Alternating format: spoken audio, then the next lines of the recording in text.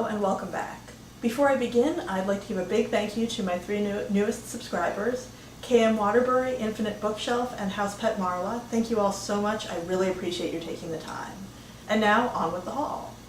As usual, this is going to be a haul from the Book Thing of Baltimore, a wonderful nonprofit organization that gives out free books on the weekend and also takes donations of any unwanted books you might have.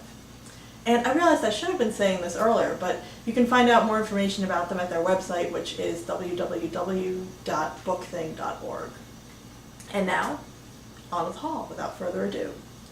You may notice I'm a little better organized today, and that's actually because when I got home from actually going to the book thing, I just felt really tired and decided to do it another day. So we'll see if this works. First up, I got Fortress in the Eye of Time by an author whose name I have no idea how to pronounce. It's C.J. Cherryh, maybe. I've heard about her a lot and was really excited to find this because she's done a lot of series work, and this appears to be a standalone. And I have no problem with series, but I just don't want to find something that turns out to be number 3 in a series or something like that. So I'm looking forward to giving her a try. And next I got Night Flyers by George R.R. Martin. Martin is probably best known as the author of, I'm forgetting what the series is called. The Game of Thrones is the first book in the series. I think it's A Song of Ice and Fire is the title of the series. And if a Game of Thrones showed up at the book thing, I would probably take it, but it's ginormously long, and the sequels are all ginormously long, and I'm not really sure how much of a high fantasy fan I am anyway, so the odds of my actually reading something like that are probably a little bit slim. So I was excited to find this book, which appears to be more of a space opera type story, because I am eager to give him a try. And then I got The Crack Up by F. Scott Fitzgerald. And Snow Country by Yasunari Kawabata. Kawabata is a really famous Japanese author whose other book that I read, Beauty and Sadness, I was just not that crazy about. I hear so many good things about him and just really didn't like that one that much, but I'm eager to give him another chance, and this one's supposed to be really good. And then I got Naked Lunch by William S. Burroughs. I tried this years ago and just couldn't get into it. But then, a few years after that, I read his novel, The Soft Machine. And that one I read it, I was writing a paper, and I was using it in the paper I was writing. And so I wound up reading it a couple of times. And the first time, I was kind of like, this is sort of interesting, but not really. And then the second time I read it, I really got into it, and thought he really had some profound things to say, despite all the kind of, over-the-top weirdness going on. So I decided to give this another chance, and I was really happy to finally find it. Then I got Creative Dreaming by Patricia Garfield. I was really excited about this because I just love dreaming. And I tend to have really crazy, involved dreams that go on and have a story and are almost cogent. And I'm interested in exploring that further, and so I picked up this book. Then I got An American Family. In case you've never heard of it, An American Family is a show that aired in the 1970s, the late 70s, and is known as the first reality television show, basically. It aired on PBS, and it followed this family that wound up sort of disintegrating over the course of the series. And unfortunately, they've never put the whole series out on video or DVD, but they did a little 1 hour or hour and a half retrospective a few months ago on PBS. And I watched it, and it really, I don't know if I could get through the whole series if I tried to watch it. I just found all the people really irritating, but that may have just been the parts they chose to show in the little retrospective. But this book, I believe, is it sort of takes the highlights from the show and talks about them. I figured it was kind of interesting. Then I got Black Sun by Edward Abbey. Edward Abbey is another one of these writers I really feel like I should like, and yet I've read both Monkey Wrench Gang and Desert Solitaire and just wound up really not caring for either of them much. But this one sounded good, so I figured I'll give him yet another chance, and I kind of like the cover. Then I got got Beautiful Losers, a novel by Leonard Cohen. And I'm a big fan of Leonard Cohen's songs and have never read his poetry or fiction yet. Figured this was a good start. And it has this wonderful, lurid 1960s cover, but just, the most daring new novelist on the scene today. And leaves this reviewer gasping for breath. That's from the Dallas Times Herald. So we shall see. And I got The Dark Place, a classic pulp from Mildred Davis. And Voodoo in New Orleans by Robert Tallant. And then this was kind of cool. This is a little blast from the past. I don't know if anybody else remembers this magazine called George that was around, I guess, late 90s? I think late 90s. I was a teenager at the time, 13, 14, 15. I subscribed to it thinking I was just the coolest person in the world because, I'm a teenager and I'm subscribing to this magazine.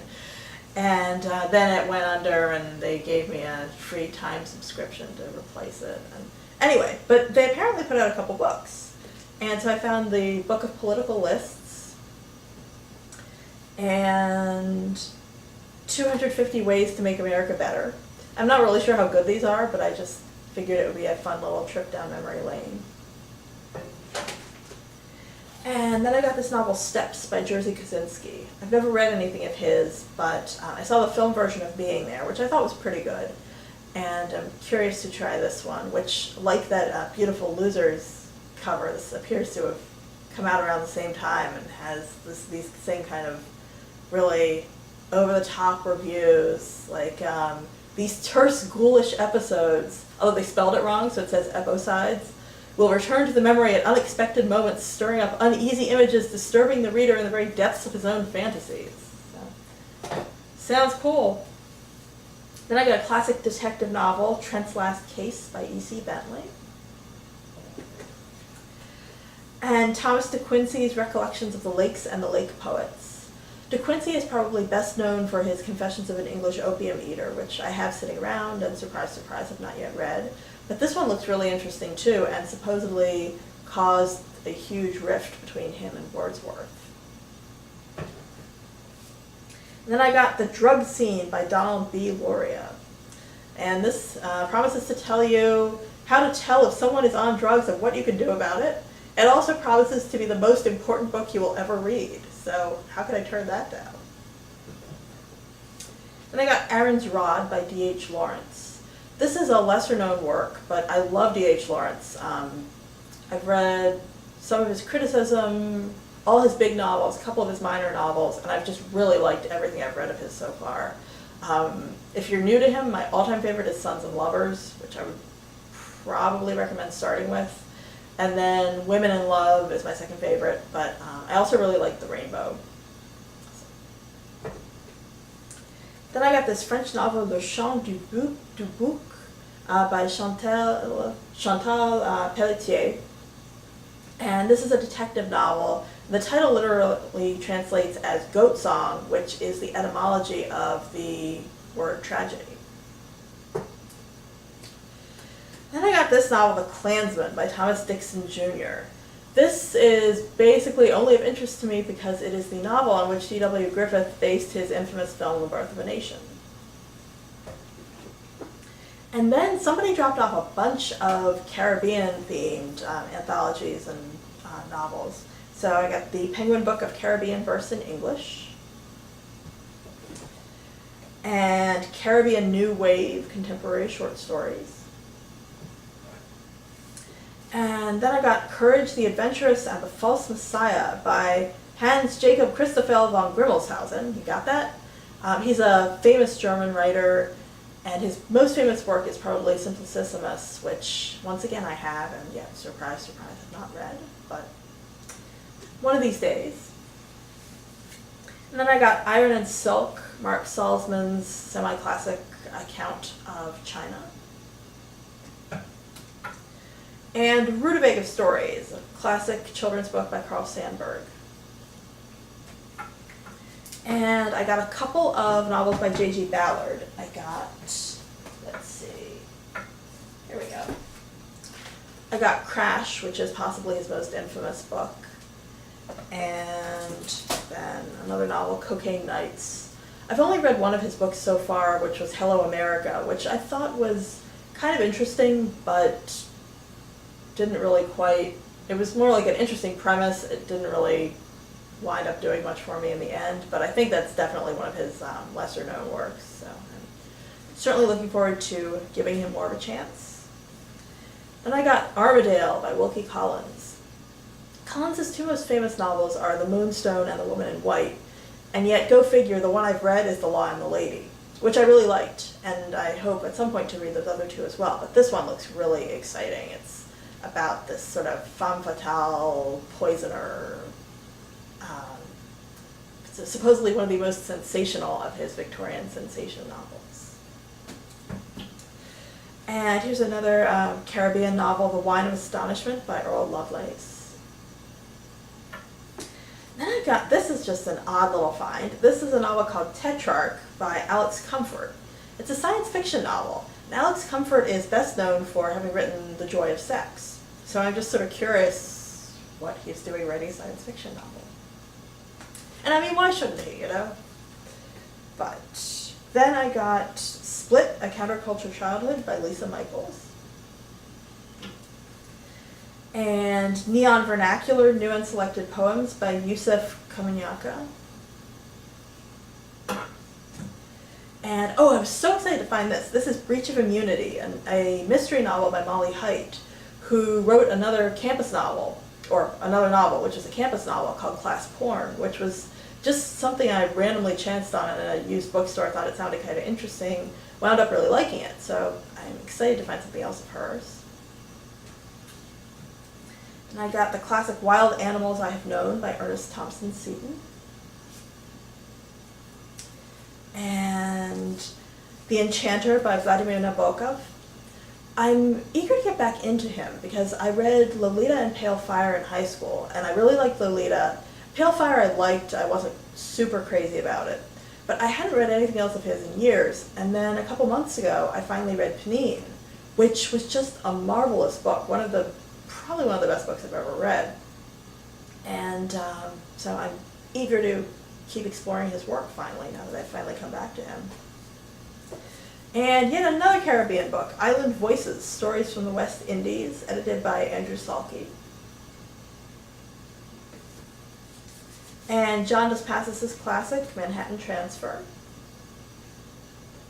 I read USA, which I found really uneven, but also just incredibly impressive, so looking forward to trying more of his work. And then Shusaku Endo's Foreign Studies. This is one of his lesser-known books, but I just snatched it up because I recently read his novel Scandal, which I thought was great. Really creepy, but very good. Highly recommended. And last but not least, I got American Skin, a novel by Peter Viertel. Viertel is one of those novelists I've sort of heard of, have never read any of his stuff, and I don't think he's really much talked about or much in fashion anymore.